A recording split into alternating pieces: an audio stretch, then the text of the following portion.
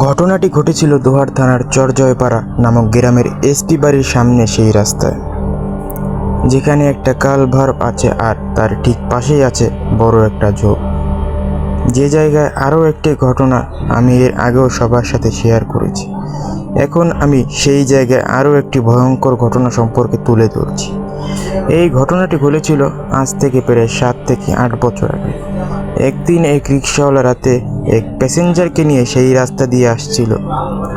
রাত তখন প্রায় আনুমানিক 11টা কি 11:30টার মতন হবে। আমরা জানি যে গ্রামে 9টা বা 10টার দিকে সবাই ঘুমিয়ে পড়ে, তাই সেই সময়টা সেখানে একেবারেই জনমানবহীন ছিল। তারা দুজনই সেই রাস্তা ধরে যাচ্ছে। এমন সময় তারা কিছুটা দূর থেকে হঠাৎ সাদা কিছু একটা লক্ষ্য করে। তারা যখন সেই কালভার্টের কাছাকাছি জায়গায় চলে গেল, তখন তারা দেখলো যে কালভার্টের উপর সাদা কাপড় পরা একটা লাশ শুয়ে আছে। এরপর তারা দুজনেই রিক্সা থেকে নেমে লাশটির কাছে যায়। তারা দুজনেই অবাক হয়ে গেল যে এত রাতে এইখানে একটা লাশ কে রেখে গেল। লোকটি রিক্সাওয়ালাকে বলল, হয়তো কেউ লাশটিকে এখানে ফেলে রেখে গেছে, চলো আমরা লাশটিকে নিয়ে দাফনের ব্যবস্থা করি। কিন্তু রিক্সাওয়ালা এতে আপত্তি জানালো।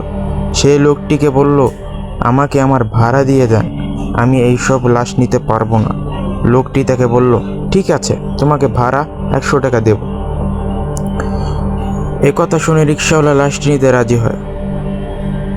তবে রিক্সাওয়ালা লোকটিকে শর্ত দেয়, লাশটি আপনাকেই তুলতে হবে। লোকটি বলল, ঠিক আছে, তাই হবে। তারপর লোকটি লাশের সাথে গিয়ে মুখের কাপড় তুলতেই দেখতে পায় লাশটির চোখ খোলা অবস্থায় তাকিয়ে আছে। হঠাৎ কেউ চোখ খোলা অবস্থায় মারা গেলে যেমনটা দেখা যায় ঠিক তেমন। এতে সে একটু ভয় পেয়ে যায়। এরপর সে লাশটির গায়ের কাপড়ের আরও কিছু অংশ সরাতেই দেখতে পায় লাশটির শরীরে পশমগুলো বেশ বড় বড়, যা কোনো সাধারণ মানুষের থেকে একেবারেই আলাদা। অর্থাৎ পশমগুলো ছিল ঠিক ভেড়ার শরীরের পশমের মতো।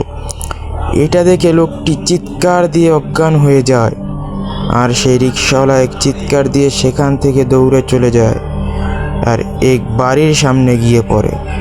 তারা কথা শুনে লোকজন সেখানে যায়, কিন্তু অনেক খোঁজাখুঁজি করেও সেখানে কোনো লাশ পাওয়া যায়নি। এমনকি সেই লোকটিকেও সেখানে আর পাওয়া গেল না। পরদিন সকালে সেই কালভার্টের নিচে সেই লোকটির লাশ পাওয়া যায়, কাদায় অর্ধেক গাড়া অবস্থা।